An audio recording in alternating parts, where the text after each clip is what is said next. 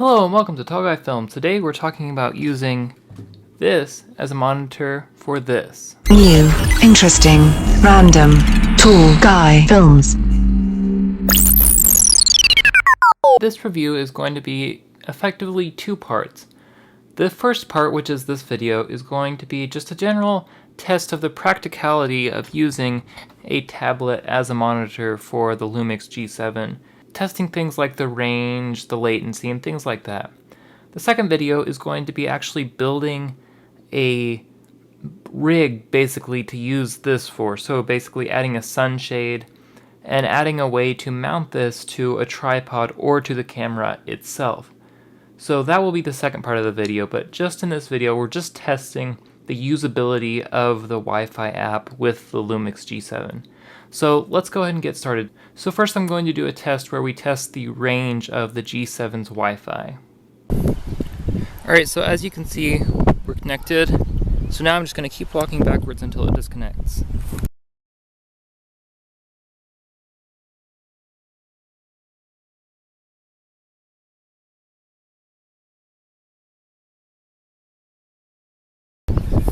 So it looks like it's starting to stutter quite a bit, but I don't think we've disconnected. Oh, there we go. Okay, so we disconnected. So it looks like, based on where the two goalposts are, because there aren't unfortunately markings, it looks like we're about 30 yards away.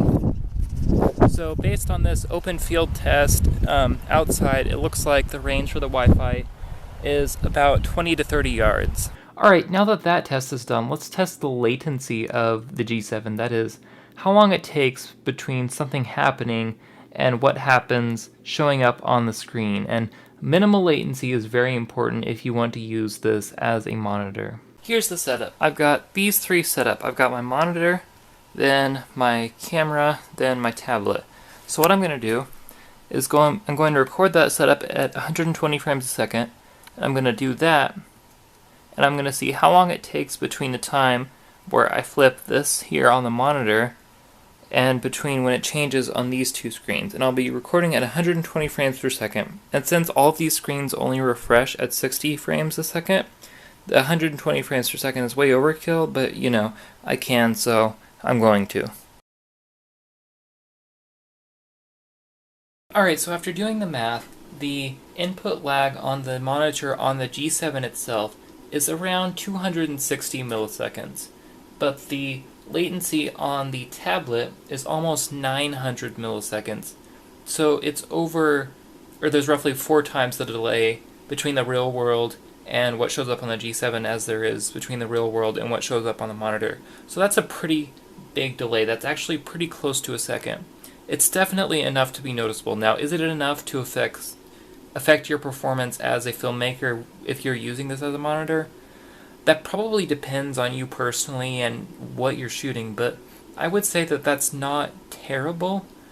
It's not really usable for most cases in my opinion, but it is feasible to use that. Well, now that we've got all the testing and just general science out of the way, I want to talk about just the general usability of the Wi-Fi app and how it works with the G7. Alright, so I've got the G7 right here and my tablet. So to start out with, to connect, you have to activate the Wi-Fi on the G7. Now by default, this button right here is the button to do that, but I remapped it so that this is the button. So if we click that, it's going to tell you how to connect. Now there's 2 ways to connect. First, you can connect via Wi-Fi and put in the password listed right here. Secondly, there's also a QR code right here. Now I couldn't get the QR code to work at all on my tablet, so I just connected via Wi-Fi. So if we go in here, you'll see it shows up as a Wi-Fi network. Now, because this works as a Wi-Fi network, you can't connect to the internet via Wi-Fi while you're using this app, so just keep that in mind. So now if you open up the app, this automatically detects you're connected and tells you to open up the app. And so now we're connecting to the camera. So now I'll go set up the camera somewhere real quick so we can kind of show you how this works. Alright, so as you can probably see right now, the camera is watching me. So basically the way the app works is that you have 3 options basically for controlling it. You've got just the day-to-day control. You've got the option to browse through your files. Now, image files you can transfer to the device. Video files you can't transfer, however you can watch the video files back on your tablet, which is super handy for like on-set reviewal of footage. And you've got your home, which is just general settings and stuff that you can do. So the remote operation is really cool. You can record, you can also change pretty much all the settings. So for example, if I pull this out, you can see I've got an option to change the white balance, the ISO, the focus setting. I can also tap right on here to set my focus point, and as you can see, it will refocus when I tap on there. I've also got a menu where I can change the photo style. So right now I've got it on Cinelec D. I can change the filter, don't have a filter on, and the recording. So I could change this and be like, oh, I want 60 frames a second, or I could go back and be like, nope, you changed my mind, I want 4K. That's not 4K. 4K, okay. So I can change all those settings. I can also set the exposure in here. Oh, there's also focus peaking in here. I actually think my exposure is set to automatic right now, but normally you can set the exposure within the app. So all of that is super cool, and this app is actually super user-friendly. It's pretty responsive. It's not super responsive. It's definitely slower than using the in-camera settings, but it is pretty usable for what it is. Now, a couple things to note.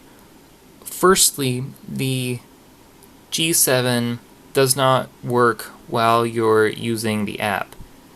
If you try to control the settings directly from the G7, it will disable the app, and if you're controlling the settings from the app, then the G7's controls will not work. Secondly, the G7 doesn't work with the app while the G7 is in time-lapse mode, which honestly I think is probably one of the best places, because it allows you to set up the camera somewhere unique and interesting to capture time-lapse, and then monitor it from somewhere else. But you can watch the camera with the app, but you can't change any of the settings while it's in time-lapse mode, which is annoying.